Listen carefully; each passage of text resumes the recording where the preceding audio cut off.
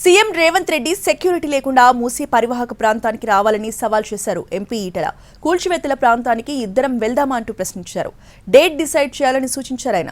ప్రజలు సభాష్ రేవంత్ రెడ్డి అంటే తాను రాజకీయాల నుంచి వైదొలుగుతానని బహిరంగ క్షమాపణ చెప్పి ముక్కు నేలకు రాస్తానన్నారు. రేవంత్ రెడ్డి గారిని ఒక సవాల్ చేస్తున్నా. నీకు నిజంగా దమ్మున్నోడివైతే, ధైర్యం ఉన్నోడివైతే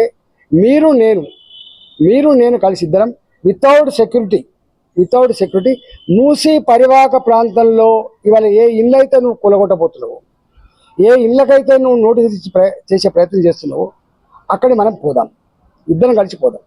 వితౌట్ సెక్యూరిటీ నేను కలిసి మొత్తం ఒక రోజా 2 రోజుల మీరు డేట్ ఇవ్వండి, తప్పకుండా పోదాం. రా, నువ్వు నా చైతన్యపురికి వస్తావా, నా కొత్తపేటకు వస్తావా, నా ఉప్పల్ నియోజకవర్గంలో ఉన్నటువంటి రామంతపురికి వస్తావా, పోదాం. సెక్యూరిటీ లేకుండా రా. ఒకవేళ కనుక నిన్ను శభాష్ మీ రేవంత్ రెడ్డి గారు అంటే నేను రాజకీయాల మొత్తం తప్పుకొని బహిరంగంగా క్షమాపణ చెప్పి ముక్కు నెలకు రాస్తాను.